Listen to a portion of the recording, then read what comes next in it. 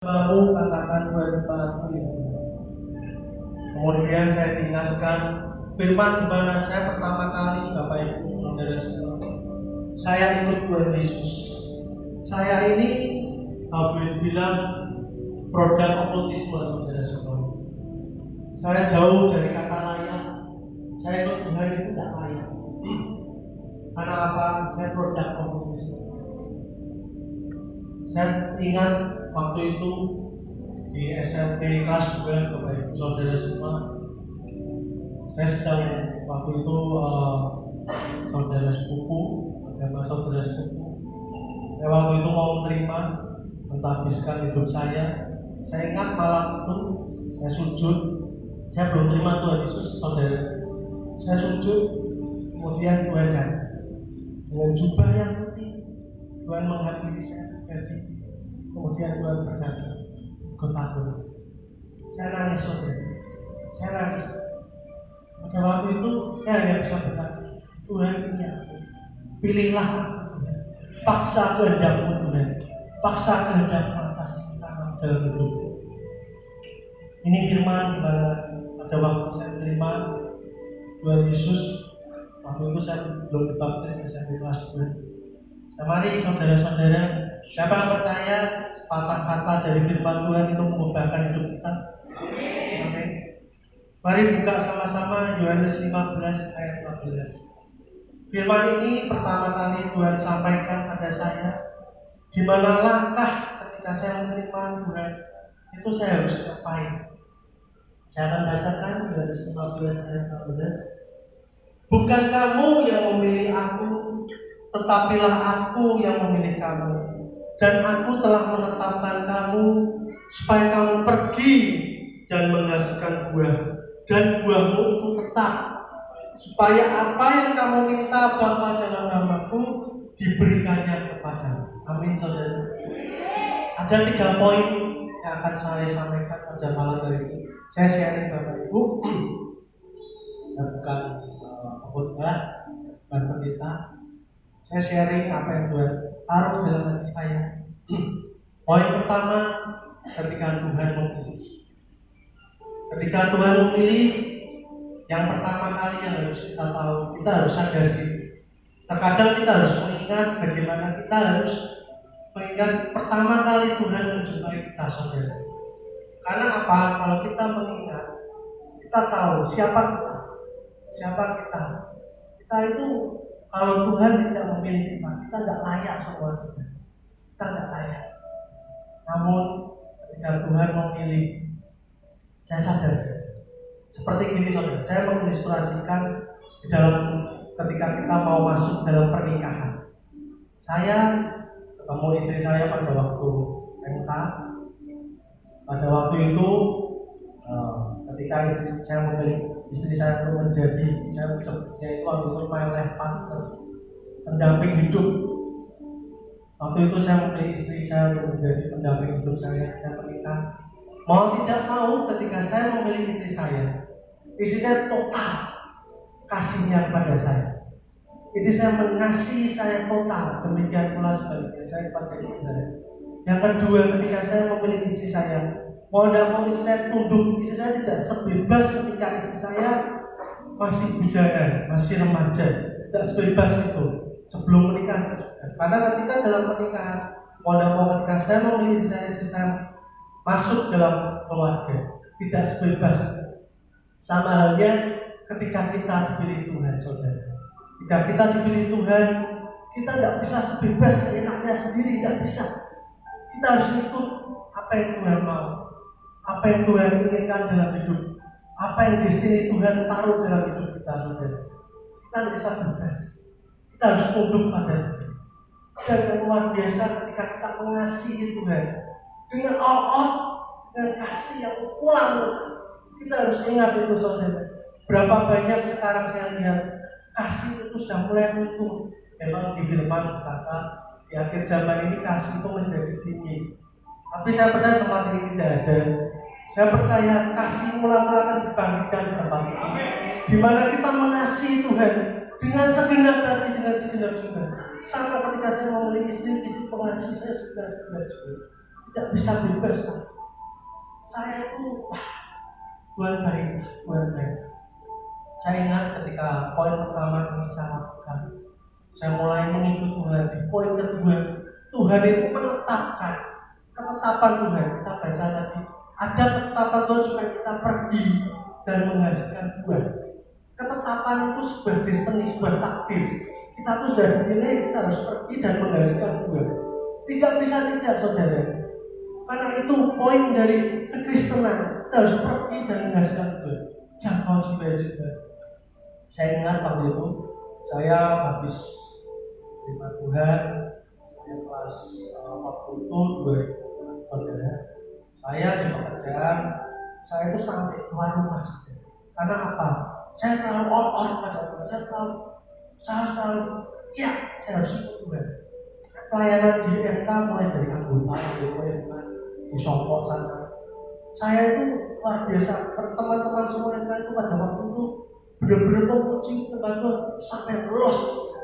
Benar-benar kasih itu awal mula itu dimana berkorban luar biasa. Saya terus melangkah. Tuhan apa yang Kau mau? Saya melangkah. Saya harus mencari. Saya harus keluarkan buah itu. Singkat cerita 2009 saya tempat dimana saya TSUA saja. Saya mengalami manifest Kudus. Dan saya juga dibawa Tuhan di mana saya bisa membebaskan tawanan, di mana saya membebaskan orang yang terjerat dalam perjanjian dengan setan. Karena saya sadar waktu itu pilih talenta saya apa saya tahu. Makanya saya di situ harus melakukan apa yang Tuhan mau. Saya harus terus melangkah. Itu saya di sini lalu berbicara tentang berbuat pada saya tentang Yusuf yang jabat.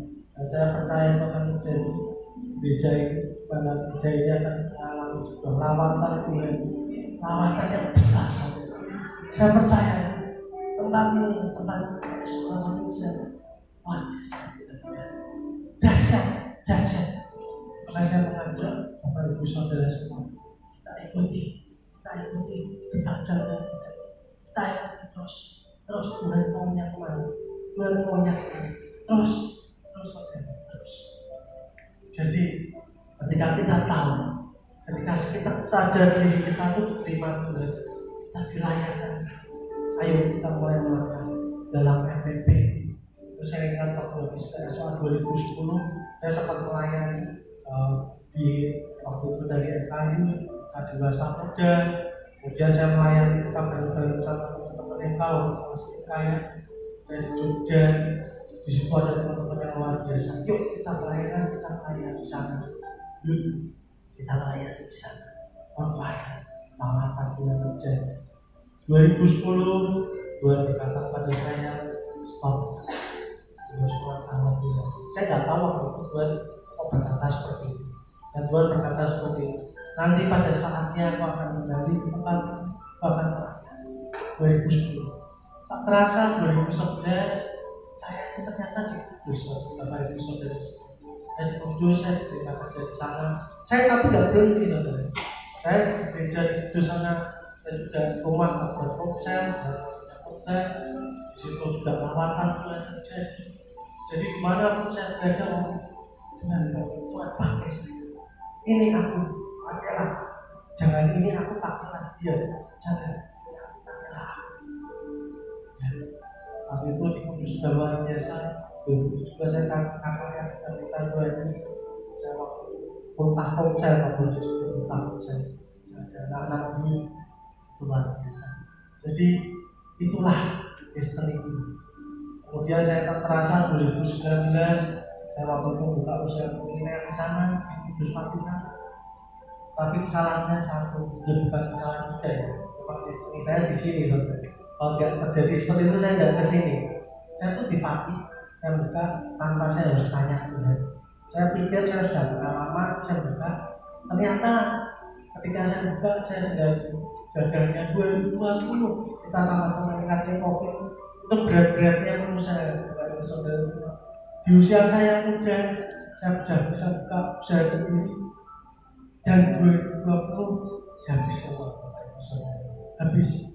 rumah, mobil, saya habis semua. Habis. Tuhan pilih sendiri, kemudian Tuhan pakai saya, tapi habis. Ya sudah, ya istri, ya anak itu kembali ke kota Semarang, dan baru kata itu tol nol kembali ke kota Semarang, tapi tetap saya terus melayani. Saya melangkah, Bapak Ibu Saudara semua. Saya melangkah, saya tidak berhenti, itu aja. Kemudian saya di MPP-nya berarti itulah sebenarnya tujuan kita ber-MPP, Bapak Ibu Saudara. Kita harus tertanam kuat. Karena apa? Kalau kita tidak tertanam kuat gereja ini, bagaimana kita bertumbuh, bahkan berbuat, tidak bisa. Kita harus tertanam kuat. MPP di Gramuti.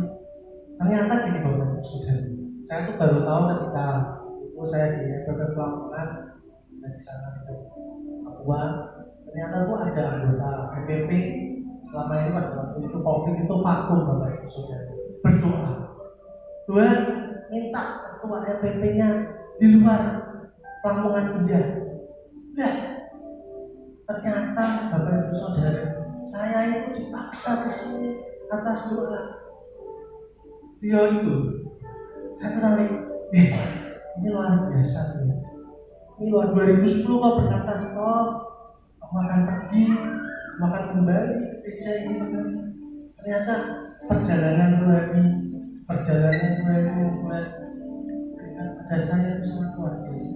Banyak orang yang mengenal Tuhan, banyak orang yang terbebaskan dari segala ya kalau bilang tawanan, banyak cerita. Jadi itu Bapak Ibu Saudara. Ya saya berdoa untuk tempat yuk kita lahirkan kasih melawan roh penyembah itu harus ada di tempat.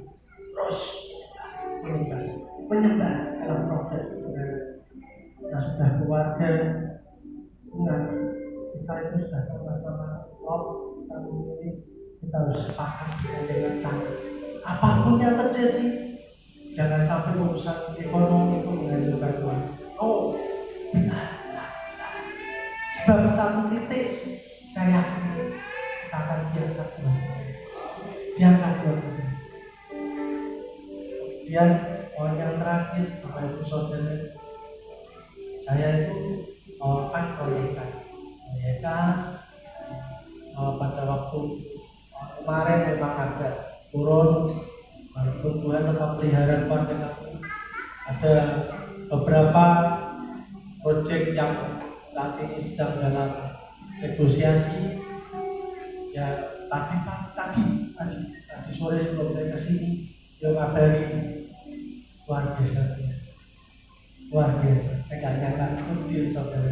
Tepuk tangan bagi saya. Saya tuh ngalir Bapak Ibu Saudara. Ngalir, isi goyang aja. Nggak usah susah, nggak usah dipikiri. Wis ngalir wis ngelakuin bagian. Karena di poin selanjutnya ini saya bacakan sekali lagi. Supaya apa yang kamu minta pada Bapa dalam namaku berikannya kepadamu. Amin Bapak Ibu Saudara. Kita percaya aja. Kita masih punya pergumulan, punya struggle sendiri. Kita percaya, terus percaya. Saya percaya Tuhan yang datang untuk kedua kali sangat dekat. Dan saya percaya juga firman-Nya, kemuliaan akan segala sesuatu yang akan terjadi. Amin. Ya, sebelum saya berdoa sih, ini akan jadi sebuah ledakan Indonesia. Amin. Amin Bapak Ibu Saudara.